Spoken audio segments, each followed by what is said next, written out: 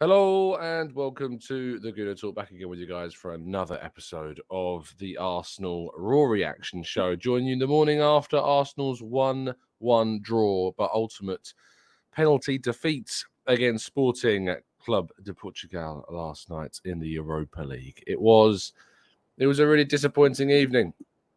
It was a really disappointing evening last night. And I'm going to be very honest with you. There's no PowerPoint this morning. It's going to be a slightly shorter show than usual. I got in, as you can probably tell from my eyes, at about 2 a.m. last night. It was obviously finished the game, had to do some work afterwards, went down to the mix zone, spoke to one of the players, and then the long walk back along Holloway Road and then along Liverpool Road back to where I'd parked to drive about an hour and a half to get home. And by the time I left the Emirates, it had gone midnight. So yes, very tired this morning, looking a little bit worse for wear. So apologies, I'm not at my peak, but I did not want to let you go without your morning therapy, and this might be some therapy for all of us today. So if you could drop a like on the video, that would be really appreciated. Let us know your thoughts as well in the comments section down below on the game, and of course your thoughts if you're joining us live in the chat box as well. Good morning to Matt G, to Rich, to Aras Silky, to Carl, Clincy, Rancid, Alex, Yomi, Mike and Perth, Martin, Akmal, Red Star, Alpha, Mark, Omar, and the rest of you guys as well. So yes, as I say, no PowerPoint this morning, I'm afraid. I must have got up at about 7:20, which is usually about an hour later than I usually do to put these shows together. And I needed it because, I mean, getting up at 6:30 after 4.5 hours sleep would have been silly. Really silly. So let's talk about this. The way I'm looking at this game is, as I always try to do, is to land on the optimistic side of things and to look at what the positives are of, unfortunately, crashing out of the competition. And we'll focus on that before I go into some of the criticisms that I've got. Obviously, 11 games now is all that remains. That Arsenal have a guaranteed 11-game run until the end of the season. And it feels an incredibly small amount of games all of a sudden. A really small amount of games all of a sudden. And I think that hopefully can provide some context around what Arsenal is trying to achieve this season. We have a great opportunity to win the league. And don't get me wrong, I wanted to progress, and so did the club. I can tell you that for sure. The club wanted to progress to the Europa League as well and see if they could win a European competition this season. It couldn't happen. And we will, from the looks of things, bid farewell to the Europa League as well, with Champions League football all but guaranteed for next season. But if you look at the season now and the way in which it lays out, Arsenal play Crystal Palace this weekend. After the international break, we have Leeds United at home. Then where we would have played after the Liverpool game, a Europa League quarter-final, we don't have that. Then we have a week's rest to then play West Ham. We then have a week's rest before we play Friday night against Southampton instead of Sunday, which would have preluded and does prelude the Manchester City game on Wednesday. So Arsenal are now getting 2 days extra rest ahead of that Man City game they usually would have done. We then play Chelsea on the 29th, 3 days after Man City. That is going to be a test for us for sure. And then we have a week break until Newcastle. Now, we would have played a Europa League semi-final had we progressed in the week of May the 7th or 8th. But instead, we'll have a week break and then we'll play Brighton. We then would have had to play the second leg of the semi-final, but instead, before the penultimate game and the last away game of the season, we'll have a week's break before we play Nottingham Forest. And then finally, we'll have a week's break before we play Wolves on the final day of the Premier League season. And I'm looking at that and I'm thinking, if we had thrown in those Europa League fixtures, this would have been a significantly trickier challenge to try and win the league. And that's how I'm looking at things. But I do not want to get into the situation of feeling, I don't want to get into the situation of feeling down about this. Now, the problem that Arsenal have on the weekend now is that Crystal Palace have sacked Patrick Vieira. That's news that has just dropped literally 4 minutes ago. And so Arsenal will be facing a Crystal Palace team without a coach for the second time in 2023.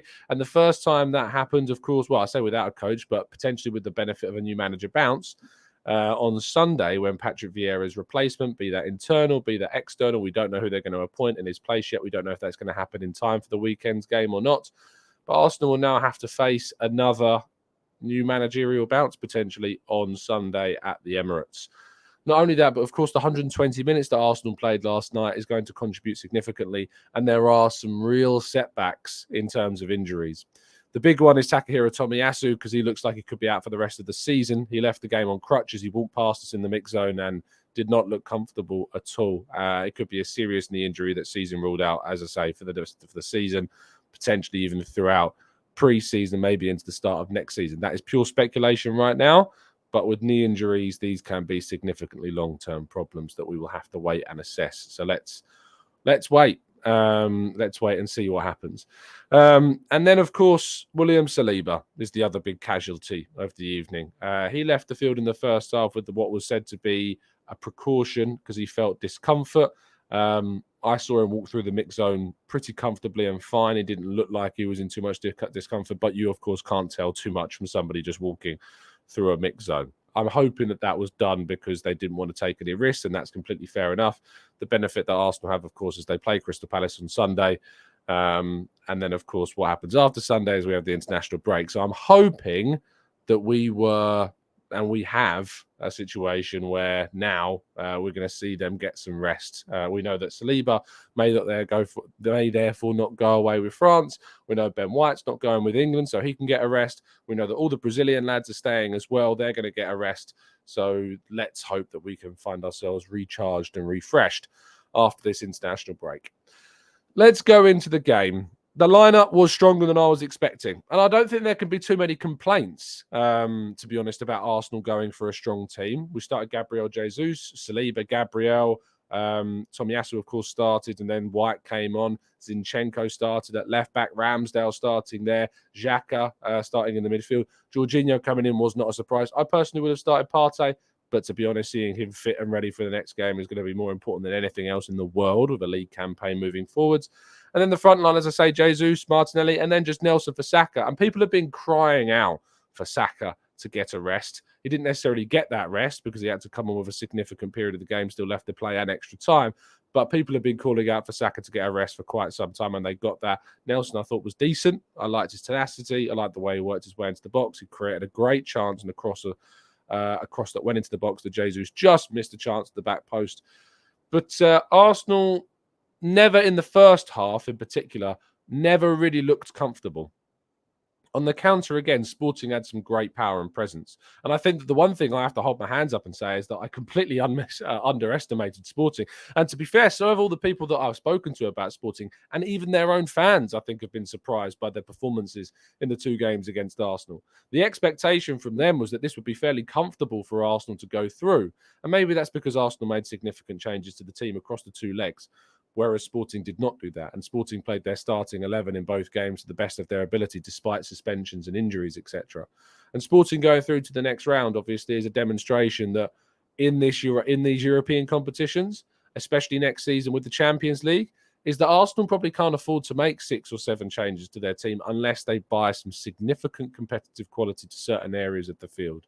And that's a tough challenge. That's not a criticism of the squad at all, because finding players that can give you as much as Bukayo Saka, give you as much as Thomas Partey, give you as much as Saliba or Gabriel is going to be very, very tough for Arsenal to try and do. But that is the challenge for Arsenal in the summer, is they need to build a squad that has greater competition for places and certainly has players that aren't significantly worse off than the players that start in front of them. That is going to be very difficult indeed. But that's the challenge that's on the table for Edu Arteta and the rest of the recruitment team this June and July and August. So, individual performances. Gabriel, I thought, again, good. Really happy with his display. Zinchenko better than the first leg as well. Jorginho, I was happy with, despite I know that he's not Partey. I thought had a good game. I don't think I come back away from this and suggest that Jorginho was ever an issue. Certainly, pushing things in the final third was very much what I wanted to see from our deep line midfielder, and he did that. Xhaka had a very good game on the field as well. Vieira. Now, Vieira's big challenge for me is always going to be around the physicality argument, and can he show people, can he prove to people that he's not lightweight? And I thought he did that in certain aspects of his game. He was winning headers, he was jumping in for tackles, and that was better. But his execution of his final pass or final decision-making was not there. Was not there for me at all. And that needs to be better. And the thing about Vieira is I know that he can be better. And that was probably one of the worst performances from Vieira that we've seen in an Arsenal shirt. I'm not going to crucify the guy because, frankly, I know he's better than that. And there's no benefit at all to crucifying Vieira in this game whatsoever, because we know that we've invested a lot of money in him. We know the club see plenty in him, and we know that we've seen plenty of him, not just here, but of course in Porto, where he had a fantastic season last season and contributed plenty of goals and assists and can be better. But to be honest, Vieira was poor. Despite me thinking he was good, and to be fair, knowing he was good in the away leg, this was a completely different one for me. And I would have liked to have seen Odegaard come on earlier, but to be fair, there is an argument that Odegaard needed a bit of a rest as well. And this is the type of game that we're supposed to rely on someone like Vieira to come in and provide the competition. Jesus, sharp. Really happy with Jesus' 45 minutes. It's so frustrating because arguably he would have played a little bit longer in the game, but the injuries to Tomiyasu and Saliba meant that we had to make the change at half-time, because if we hadn't have made the change at half-time, it means that we would have lost the opportunity to make any changes in that half-time period, because if you think about it, we'd already made 2. You can then only make 1 more in normal time in open field of play, and if you want to make more than 1 change, it's more likely to spread them out and even them out. So he had to come off at half-time. And that was a real frustration for me, seeing Jesus go off, because I thought he looked sharp. But I'm really hoping that what we see from Jesus is potentially a start on Sunday against Palace again, because he's played 45, he played 20. We're building it up. I think he could play 60 minutes quite comfortably on Sunday, get that goal, get him in the team, get him playing. You could potentially bring in Trossard if you needed to for Martinelli, if you feel like Martinelli's 120 minutes that he played yesterday is enough to rule him out. So you play Trossard, Jesus, Saka as the front 3 against Crystal Palace, and I think that was probably enough, hopefully, to do the job. Speaking of Trossard, when he came on, really unlucky Trossard with that chance. Fantastic save from Adan that agonisingly hit the post. Always the argument's going to be that the forward should score a one-on-one opportunity, but I thought it was a good save. I thought that Trossard did everything right in that moment and was unfortunate to hit the post with the strike that was tipped onto it by Adan. What we conceded, I mean, I guess I could talk about our goal briefly. Good work from Martinelli on the left-hand side. Great ball through to him as well. Jorginho, great pass, you've got to say. People discussing whether or not Jorginho was exactly good enough. But you have to credit the pass through to Martinelli. It was fantastic. And then Xhaka in the right place, the right time to finish. And it was an excellent finish from Xhaka as well, who needed that 5th goal of his season, 1st goal of 2023, I believe, certainly stepped up. But yes, who's the player that I was going to talk about that I've forgotten? Trossard. No, not Trossard. No, it was Trossard. I think with Trossard, that what we saw, as I said already, unlucky with the chance, but I liked his energy. I liked his movement. I like what he brings to the team. Pushes into the wide spaces. Did really well in that sense, and I think he's going to be a massive asset. Their goal, what a goal! That might be one of the best, if not the best goal I've ever seen live in terms of its just individual quality. Nelson's goal a couple of weekends ago, you can't legislate for the drama and the moment and the emotion of a goal like that. And it was a great goal on his left foot as well. But in terms of that goal, I think that might be the best goal that I've ever seen live in the flesh. It was a brilliant strike. And the irony is that, I've sat here, and those that have listened to the channel for some time know that I'm a big fan of Pedro Gonçalves. And I've certainly campaigned for Arsenal to potentially look at him as a signing. So when he popped up with the goal, it was a case of frustrating irony, but probably the best goal I've ever seen in the flesh. Because the thing is, I don't think that Ramsdale saves that even if he's on his line. That's how good of a strike it is. The way that it dips just underneath the bar, there's arguments that Ramsdale could not even save that even if he wasn't backtracking. It's that good of an opportunity. And that good of a moment for him, and what a strike. Fair play to him. And then ultimately Arsenal couldn't take their chances. We had a ball cleared off the line in the final moments of the game. Of course, we've already talked about Trossard hitting the post. Arsenal had opportunities, and Adan was probably man of the match. Ultimately saved the penalty in the end as well from Martinelli to win them the game effectively. But Adam was very good, very, very good indeed. He's an experienced goalkeeper, has worked his way around. I think he's formerly of Real Madrid as well, but obviously didn't play too much for them and played more of his games for Real Betis and Atletico Madrid. It was Betis. Formerly of Real Madrid, has played only 7 games for them, but of course came through their youth academy. 160 games for Betis before moving to Atletico Madrid as their backup keeper. There's now been at Sporting where he's played 88 league games for them. Plenty of experience for the 35-year-old goalkeeper. Very experienced and did very, very well. So there you go. That's going to bring an end to part 1. I'm going to take some of your thoughts and your questions now in part 2, and we'll go through how you're feeling after yesterday's disappointing result.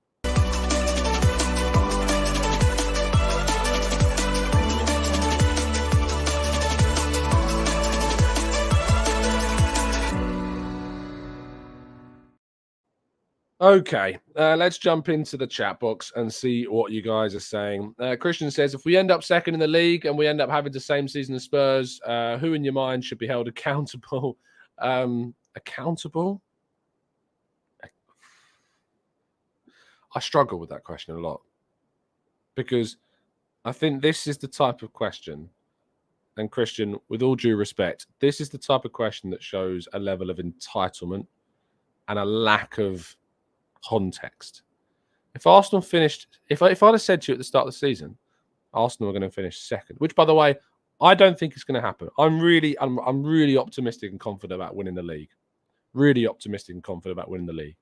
If I'd have said to you at the start of the season that Arsenal are going to finish second this year, and they are going to push the title race right to the end, you would have been like, no, what are you talking about? What are you talking about? Arsenal going for Champions League football, and we'll have done well to get 4th this season, and we will take that. And if I offered you 4th at the start of the season, I think a lot of people would have taken it. Accountable? I don't get it.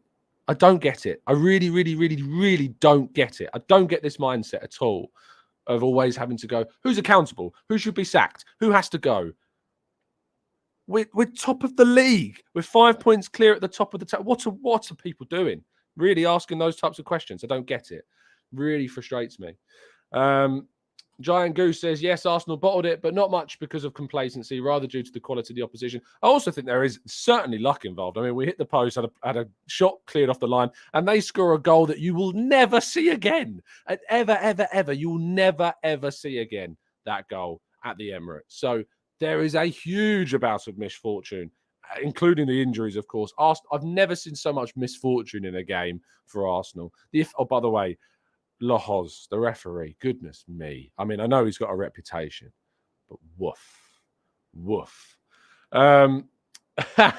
Jay, don't say anything negative about the club, man. Tom will shoot you down. Some of us want to win trophies, pal. Look, I understand that. And I've wanted to win trophies too. But a lot of the people, including you, Jay, have been asking for this manager to be gone for a long time. And you look like you're in the right mud now compared to where we are, compared to where you wanted us to be, which was with another coach. So if you want to get real about things, that's the most real you're going to get. So you need to start holding your hands up for what you wanted this club to do a lot longer and for a lot of a longer period than I ever wanted it to happen.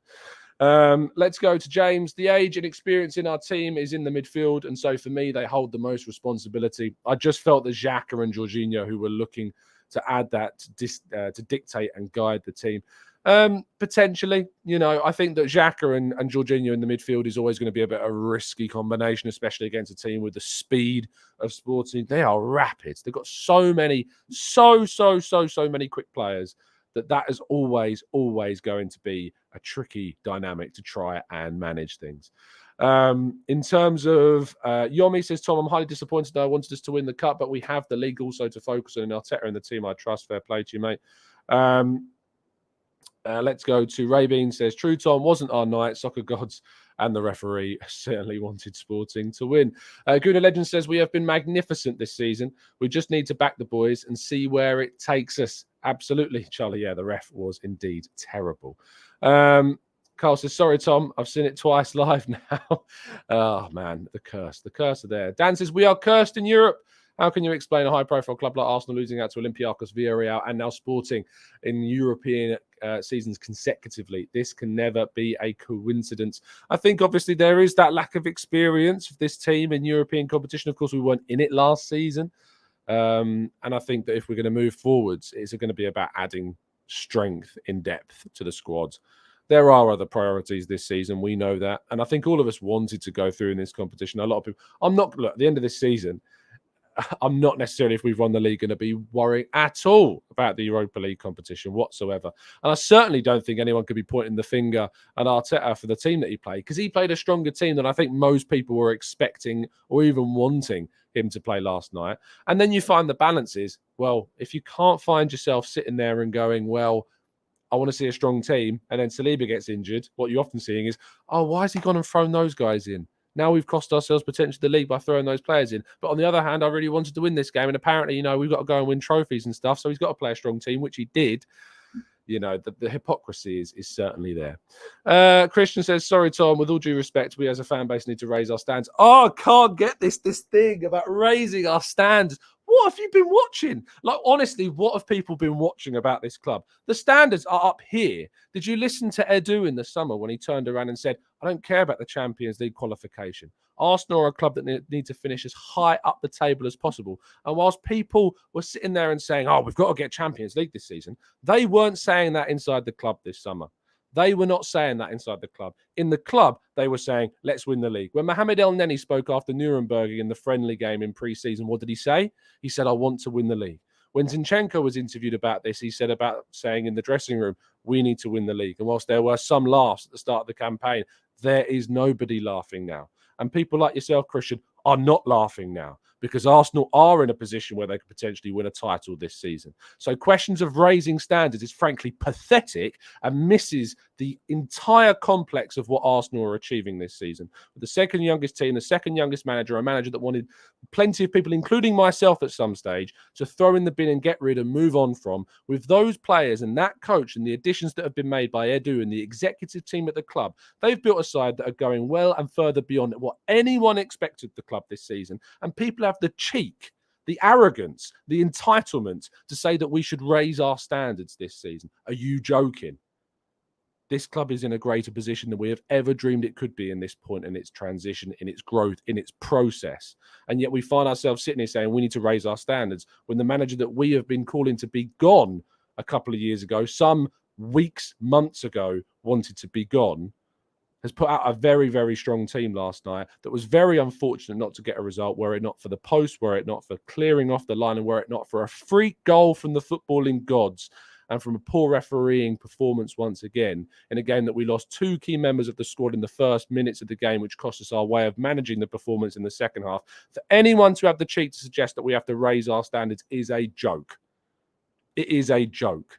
Because if you want to talk about the standards of this football club, they have been trying to do what you've been asking them to do for a long time. And if you're too blind to see that, I can't help you. Because what this team have achieved this season is fantastic and will continue to be fantastic. And I'm confident that we will continue to go on to hopefully win the league. Because it is certainly what we should be looking to achieve and way beyond what I expected us to do. And that is certainly something that I'm very proud of this team for doing. Let's go to Chris says, Tom, who would you love to see us acquire in the summer from this Sporting side? Wouldn't be surprising if Arsenal comes back for Pedro Gonçalves in the summer. A player that, as I've said before and have said on the channel before, I would love to see at Arsenal. Let's go to Vivian says, if we win the league, some fans will want a statue of Arteta. If we lose by 1 point, it will be accountable and should be sacked. The hypocrisy is real. Carl says, think we should rename this show's Tom Early Morning Rant. I thought I was tired. I'm wide awake now. They've woken me up. They have woken me up. The people that have been creeping out of the cracks that can't wait to set upon this team at any opportunity that they get. They've come out of the closet today. They really have. And they are coming out to really attack us. Really out to attack us. Coming out of the closet. That means something different. Certainly, coming out the cracks. That's what I meant. Matthew says, Tom, you're never going to convince those people. I still see those that wanted Arteta out saying that they'll only say that wrong if we win the league. Yeah, unbelievable. Kev says, Ken says Odegaard should have come on around the 60th minute mark. Think it would have saved our evening.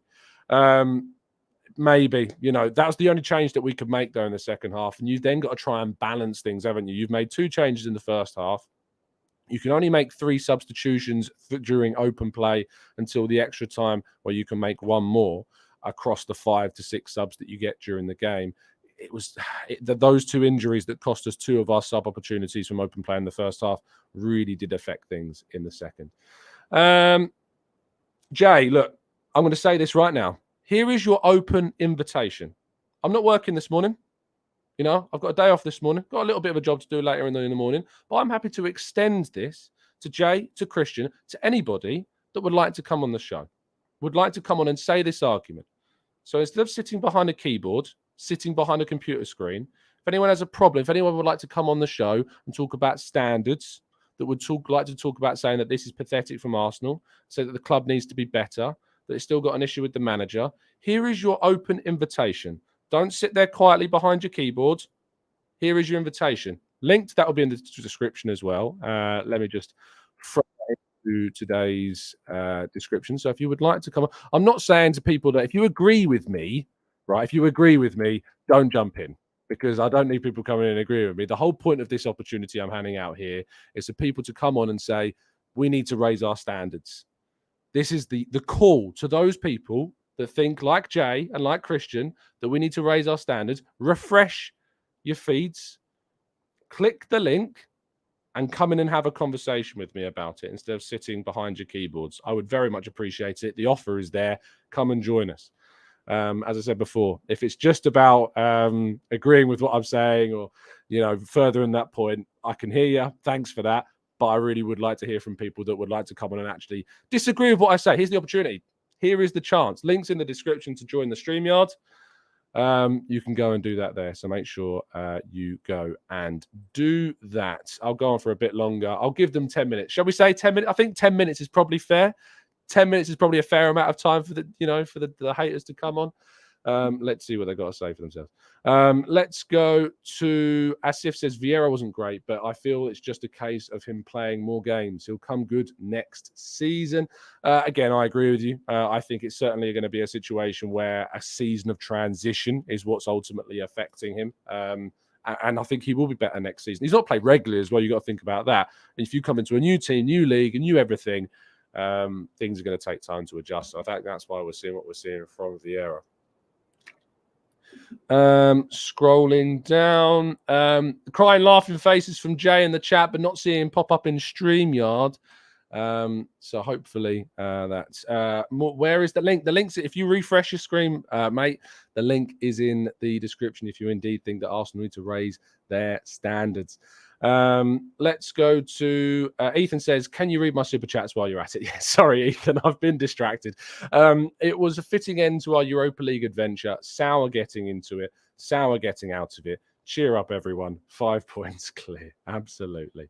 Milin says, let's look at it this way. We didn't lose despite the quality of Sporting and playing Vieira for 180 minutes.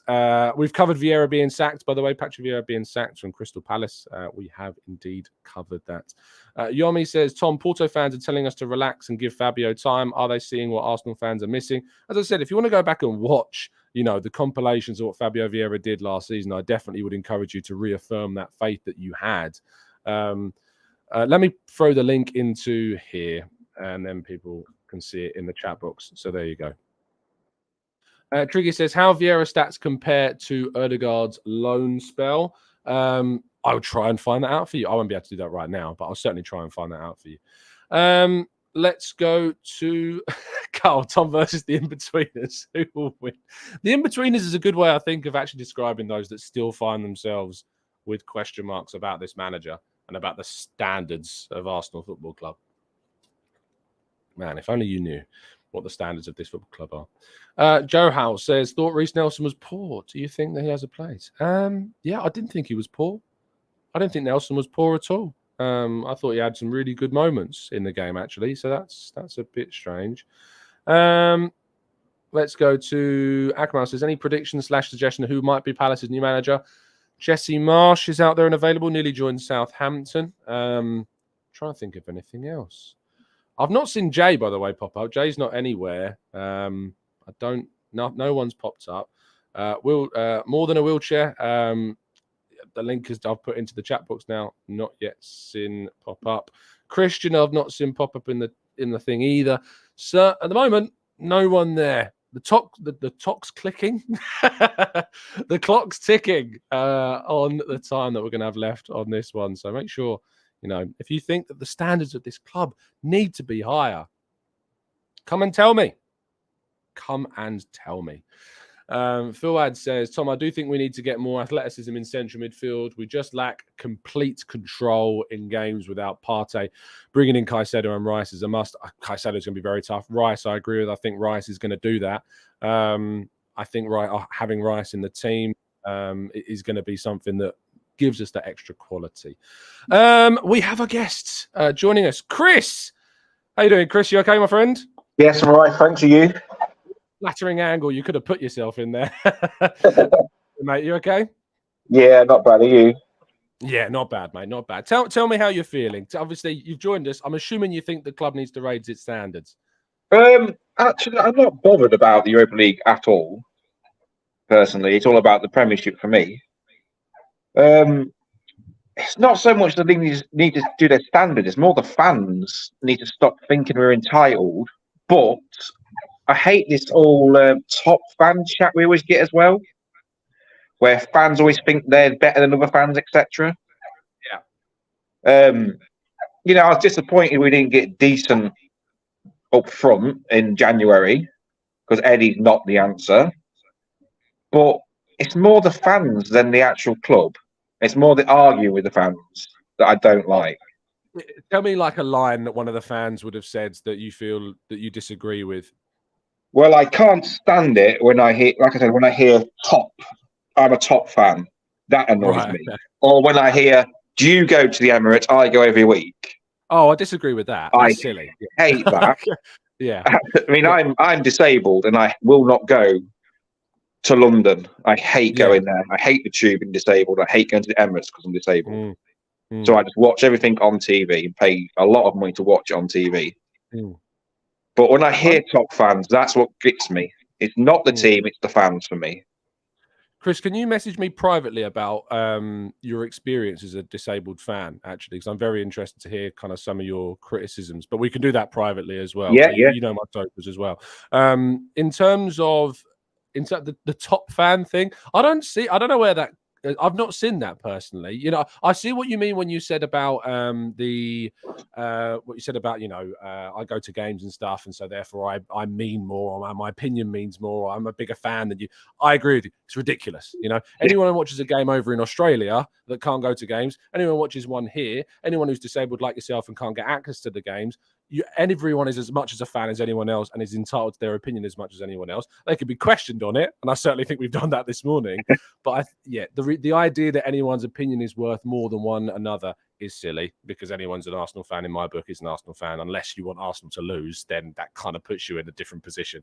But yeah, the top fan thing, I've not necessarily seen that, unless that's what you're describing, fans that say that they are more of a fan than someone else. I've not personally seen it. It's other channels that I see where they say this whole top fan thing. I just don't get it.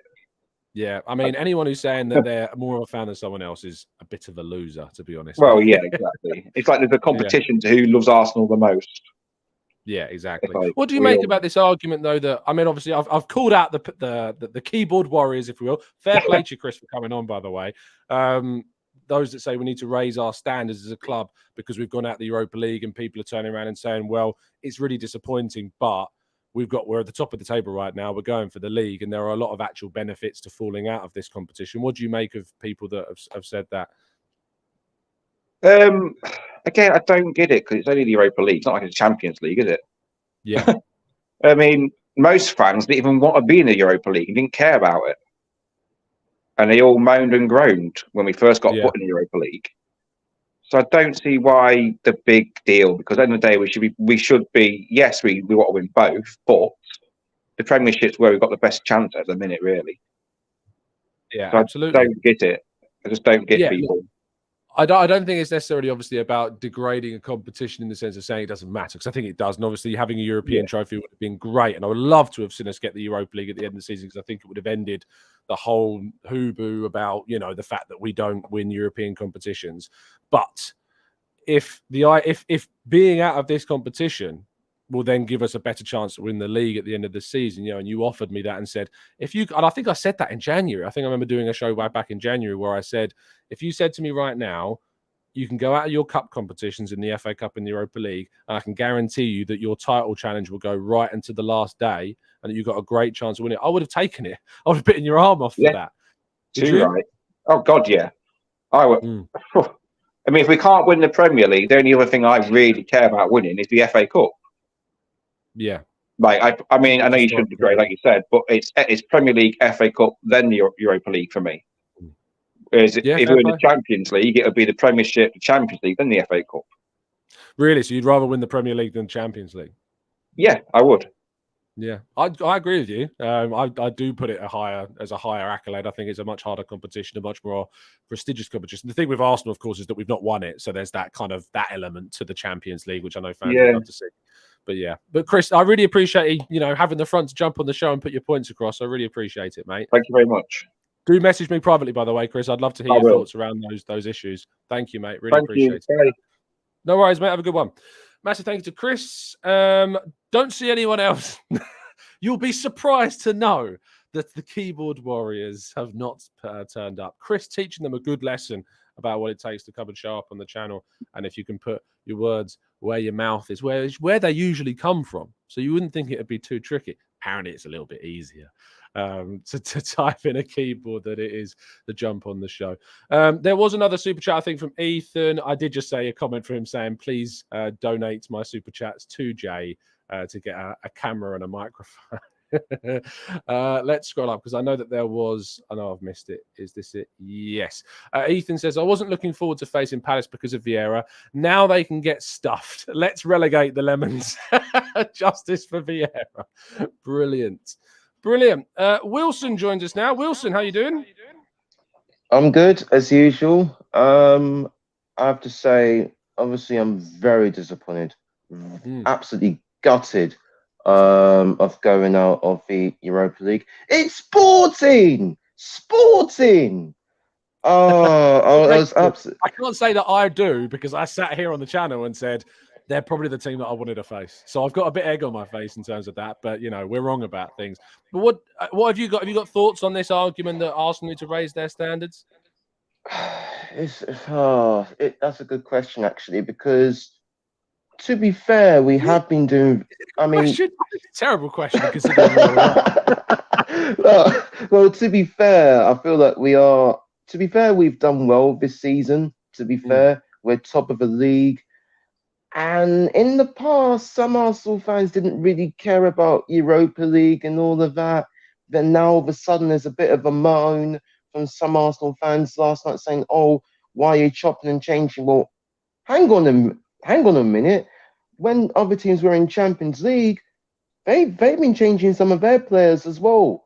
So we got. I mean, it's just really, it's a tough one for me to call, because I mean, it would have been great for us to win both.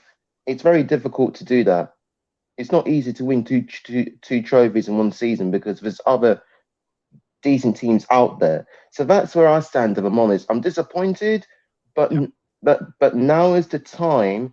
The players got to bounce back. We've got a great chance to win the league. And we need to keep our heads up. There's no point of moaning now. We just got to keep it moving, basically. You can also tell that this is an early morning phone-in show with Wilson in his dressing gown. Love that, mate. That's brilliant. I need to get one. I need to get an Arsenal dressing gown. I think that would complete the look for the 8 a.m. show. I need an Arsenal dressing gown. That would be fantastic. Any final thoughts, Wilson, on the title race and what our ambitions are this season? As far as I'm concerned, I feel like the title is in Arsenal's hands at the moment. We've got a decent lead. I feel like that 5-point buffer could be quite significant from now towards the end of the season. The only thing I'm a little bit worried about, we are on decent form now. We've got to cut out for mistakes as well. We've got to start games quickly. We have to do that from now to the end of the season. I feel like the titles in Arsenal's hands, we've got to keep our momentum going, bounce back against Palace, which I expect us to win against Palace, if I'm honest with you, due to their managerial situation. And we've got to keep going, and we need to be calm. Even though City are putting, well, I think if we beat Palace, we're like 8 points clear of Man City. That's going to put even more pressure on City. There's no excuses, Tom. None at all. Yeah, no, look, if we now fall away in the league and Arsenal suddenly crumble, look, we're going to be sitting here with lots of criticisms at the end of the season because that's unacceptable. Because you can't fall away. You've got to have bigger, you've got to have the mentality. You've got to have the front. And the character as well.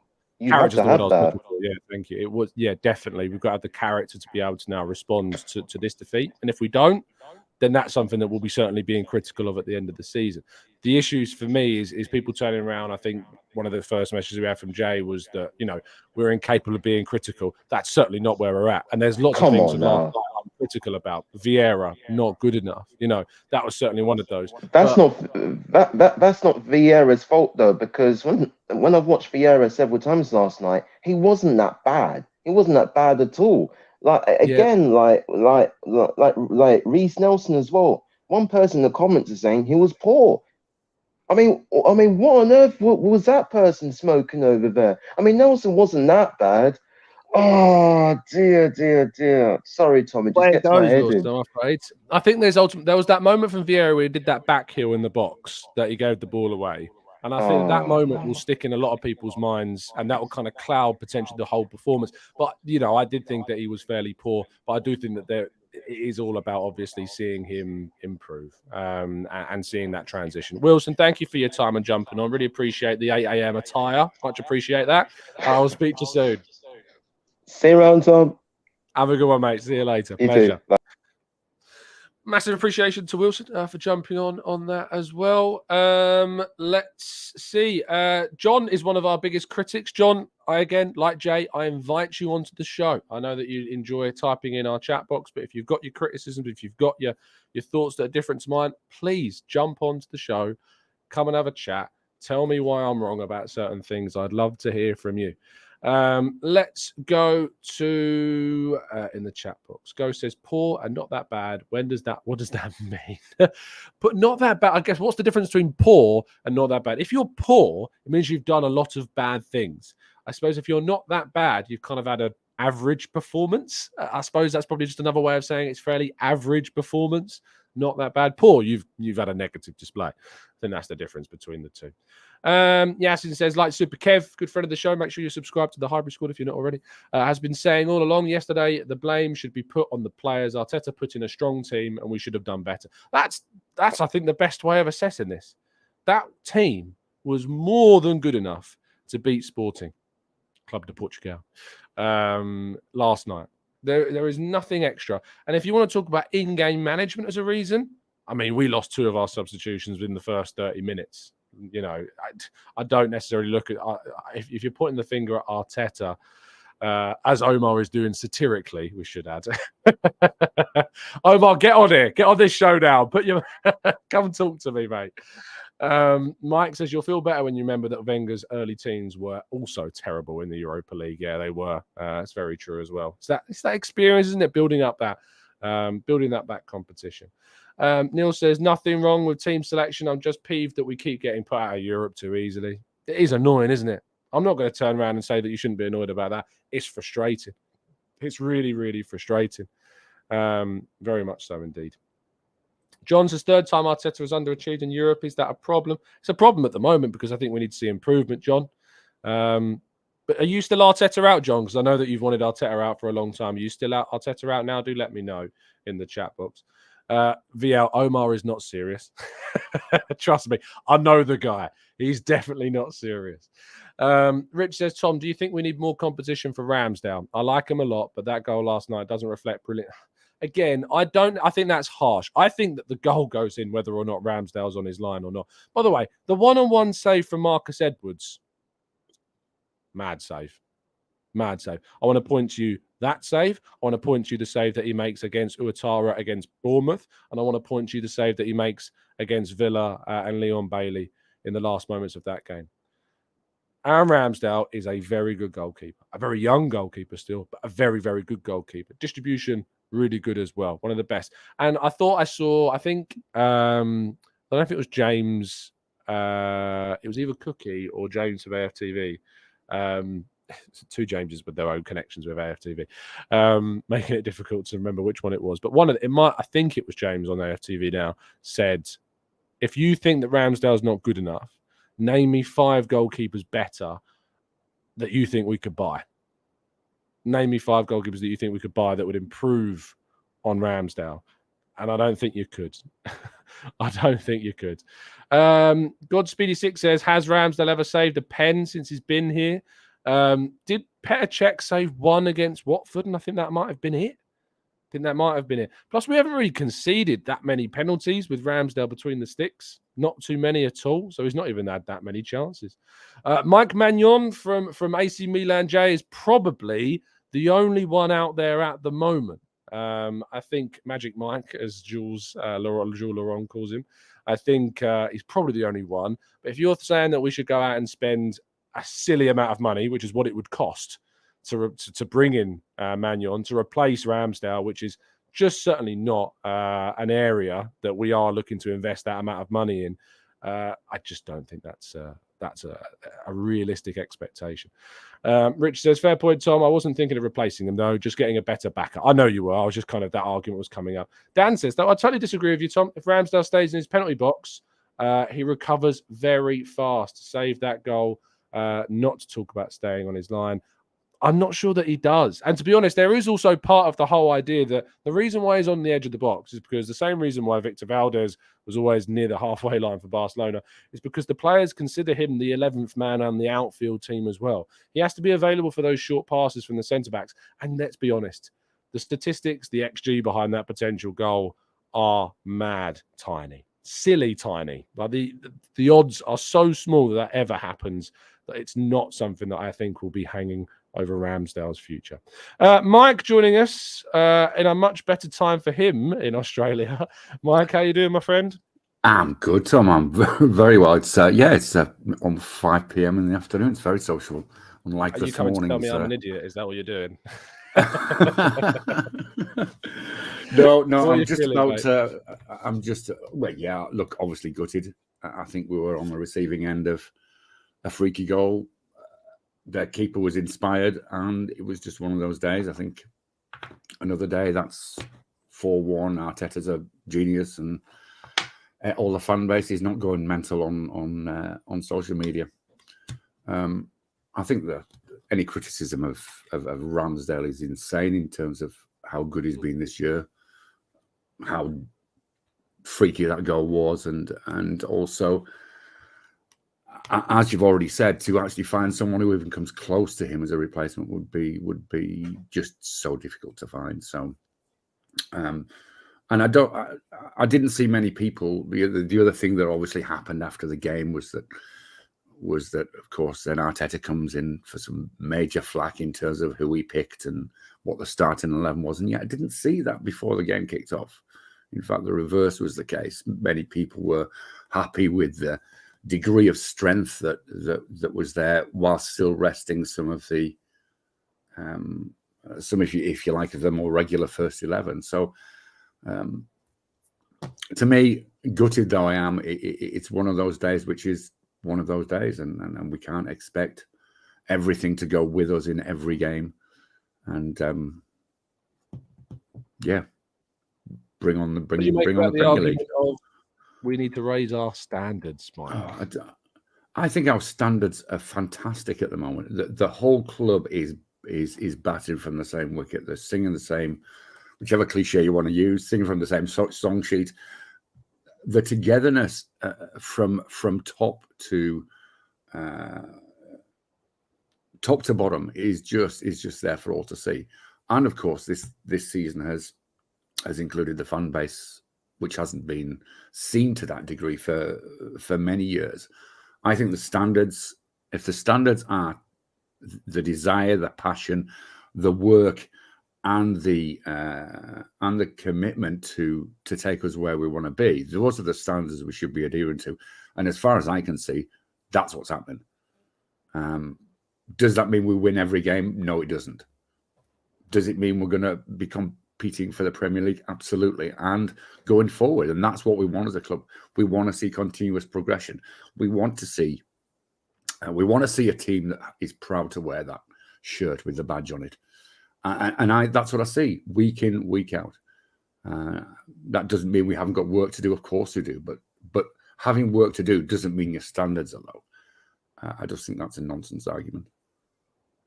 Yeah, so do I. I think that if the expectation around Arsenal is that the standards have to be, we have to win every trophy, that's where you want to get to as a club, where your target is winning as many titles and trophies as you can.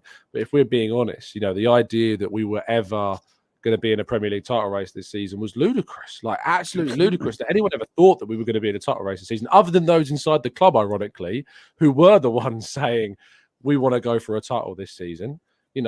Outside of the club, we were going, yeah, we'd love that. Don't get me wrong. But if we're looking at things and we're looking at where we're going along this process, Champions League qualification was where we were looking at.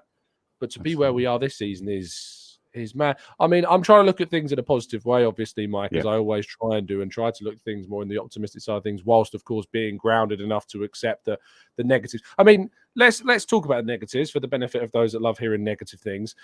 What were your drawbacks last night? In terms of performance, I know the obvious thing is to say the injuries were really bad, but in terms of the performance, what weren't you so happy with?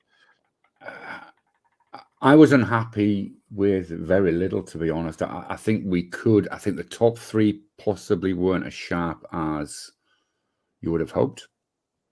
I thought those who came on to replace him, I thought Holding did a great job, but Jorginho's came in for some stick. He played that peach of a ball through to Martinelli, which created the first goal. I'm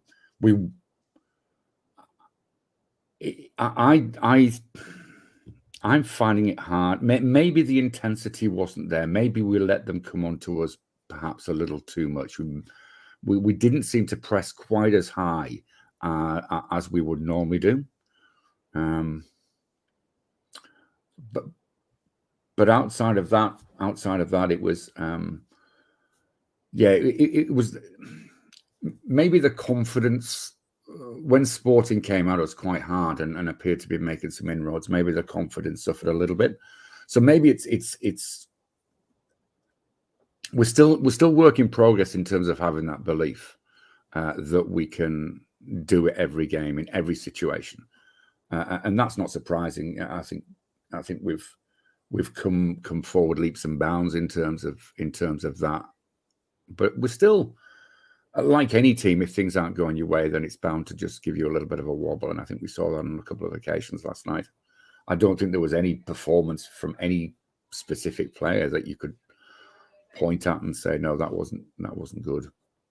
So, but maybe just a little lack of intensity and maybe just sitting back a little bit when we could have pushed higher. That's possibly what I'm pointing the finger at. But yeah, I think in both fixtures we allowed them way too much respect, and I think that we allowed them to play their counter-attacking game. And I really wanted to see Tierney start this one as well, as I thought that Zinchenko was our biggest vulnerability in the away leg. They really did kind of get him. I know that Gabriel started, which made things better for us, but I kind of wanted to see Tierney. I mean, he must feel. If I have I do have a criticism in the sense that I do feel as though if you're managing your squad. The treatment of Tierney, I have a few question marks. Is that? Do you think am I being harsh there? No, I think that's perfectly. I think that's perfectly reasonable. I would actually say that's fair. I expected to see Tierney and wouldn't have minded to see Tierney come on instead of Zidane, perhaps sometime in that second half, just to give us, just to see if it would make a difference. Because I don't think Zidane was at his best. For some of that game, and so I'm really not sure what's happening with Tierney. I think he still has a lot to offer this club, and at the moment, it just feels as though he's not he's not been given that possibly the chance that he would deserve, but also the chance to give Zinchenko a little bit of a breather as well. I mean, obviously, that's not a bad thing. I think Arteta's managed as best he could with the resources he had, whatever rotation he could do to keep people fairly fit, or very fit if you listen to Ten Hag, of course, because we haven't had any injuries this season. Yeah. And I mean, I don't want people to take away that I'm not gutted by this. I'm absolutely at 6 a.m. when it all finished. I was absolutely destroyed. But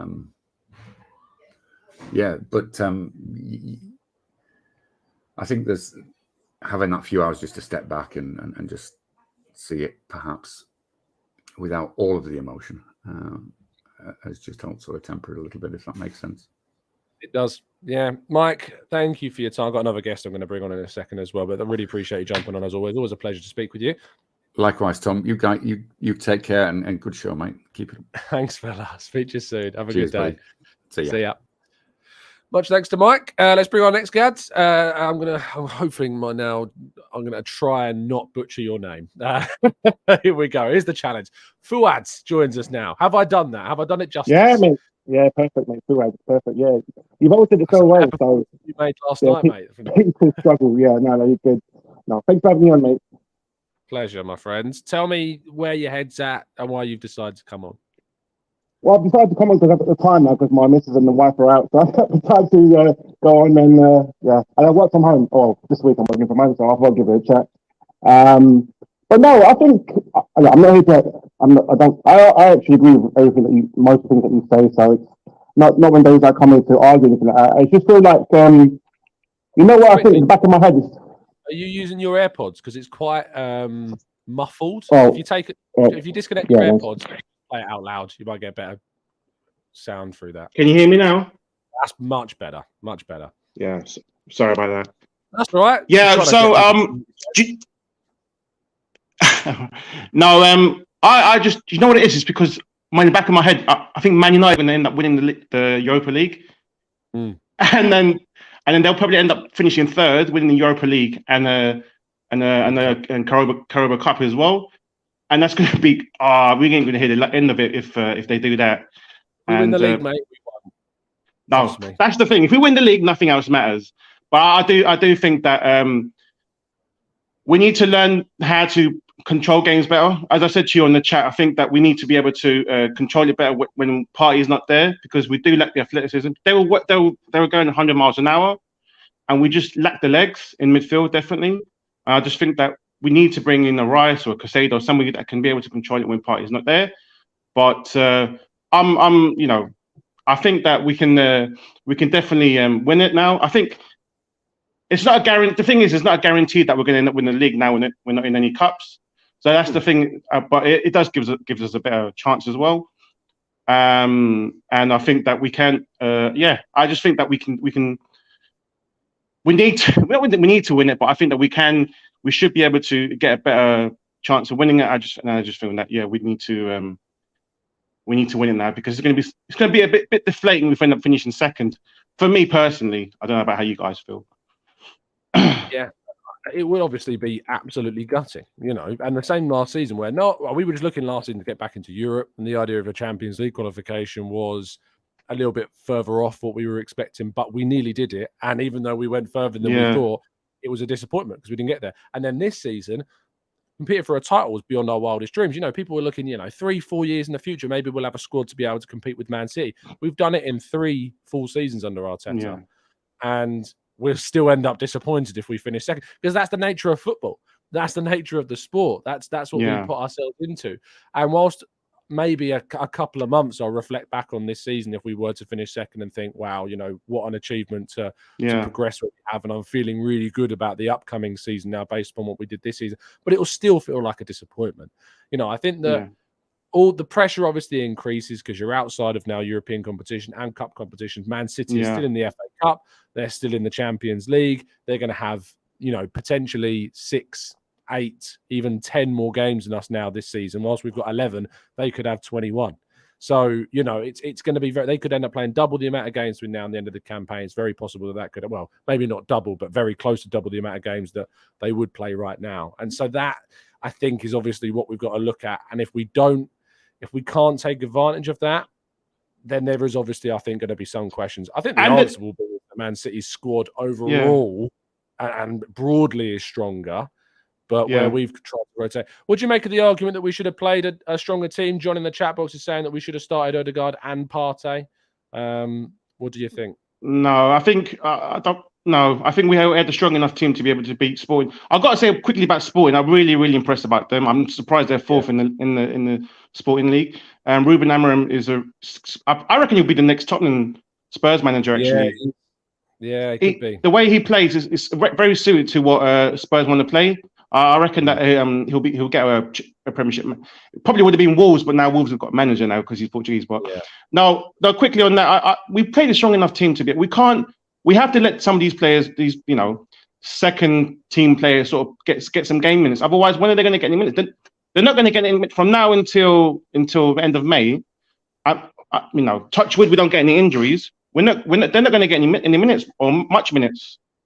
So they either get the minutes now, or they're not going to get it at all. And you want to try and bring a balance to it as well, and get some of the second string players to get some minutes as well, because they're obviously they're thinking, well, if we're not going to get minutes now, then there's no chance we're going to get any at all. So I think there's a bit of harmony as well, where you have to bring in these Jorginhos, bring in the other kind of second team players, and give them some minutes as well, starting minutes, not just apart from coming on off the bench. So we have a squad, use it. So, but now they're not going to get any minutes, and that's going to be full on our first team for the next 6-7 weeks now.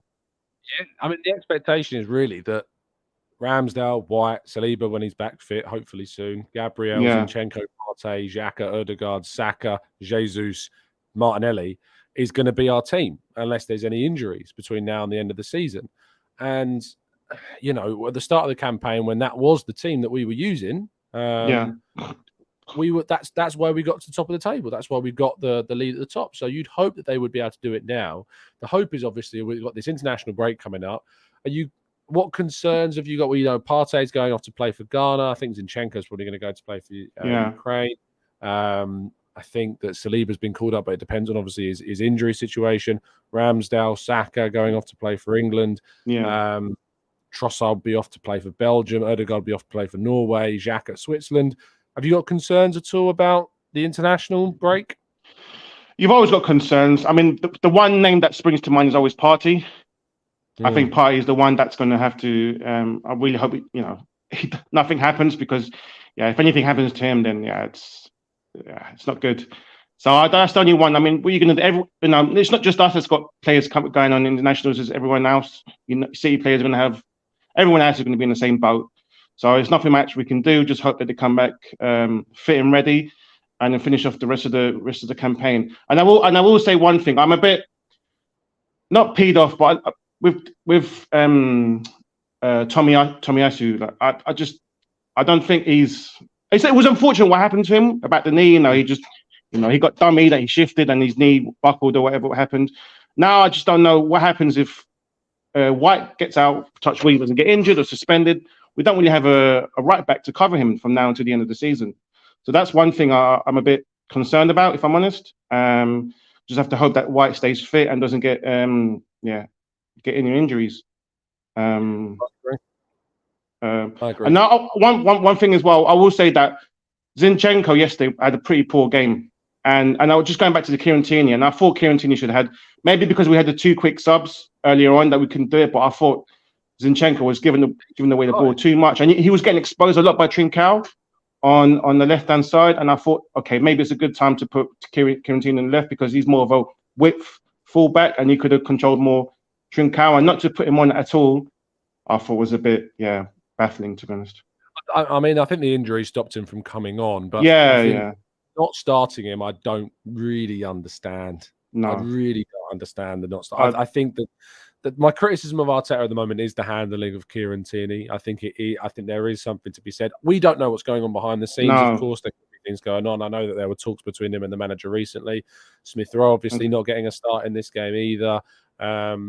I think there are some questions to be had about the Tierney situation, but without knowing all the facts, it's very difficult, of course, and we can only speculate. But Fouad, thank you so much for your time and jumping on, and I appreciate your loyal listenership. I always see you in the chat box, so thank you for that. Of course, mate. Anytime. Cheers for having me. Have a good one, fella. Speak to you soon. You too, mate. Right. See you later. Wow, we've gone over an hour on a morning show that I said that I got up really late and was shattered for. Thank you to everybody that's listened. Really appreciate your time. I'm not going to go back to bed now. I'm going to go write an article this morning, which is going to be great. I'm not even working today, and I'm going to write an article because I spoke to one of the players after the game, and I need to get that up and out. So yes, looking forward to getting that ready and published. I will be back tomorrow morning at 8 a.m. There probably won't be a show Sunday morning because I'm out Saturday night in London at a drum and bass gig, which I'm very much looking forward to. And I am going to be in London, staying over, and then going straight to the Crystal Palace game. So I don't think there is going to be an 8 a.m. show. Maybe there will be. Maybe there won't be. No promises. But tomorrow there will be. I'm not sure if there's going to be a podcast tonight. I may get some people to come and have a chat, but I did a really long show for you this morning. We tried to get the haters on people. We had some fantastic guests come on and give their thoughts and opinions. So a massive big up to everybody that did jump into the show today and give their thoughts on the game. Stay positive, people. We have now got 11 cup finals between now and the end of the season. And an opportunity that is beyond our wildest dreams of wherever we thought we could achieve. And that is massive for us. So stay positive. Enjoy your weekends. Man City don't play in the league, of course. And we've got a Crystal Palace on Sunday. Real shame about Patrick Vieira. I thought he was doing a good job. I know that his record in the league in 2023 has not been good enough. Palace haven't been good enough. So I do understand why they've let him go. But we just got to hope there's not a new manager bounce on Sunday now. It is always the way that teams get rid of their managers right before they play Arsenal. It's just what happens. But yeah, let us know in the comment section down below your thoughts. What could have Arteta done differently? Do you feel as though things could have gone a different way if we'd have made certain decisions? Or do you think now that being out of the Europa League is a big benefit to our league title challenge and the benefits that come with that? Thank you for listening. Drop a like on the video. Subscribe to the channel if you are indeed new around here with those notifications on, so you never miss a show. Have a fantastic evening, day, and morning. And as always, up the Arsenal.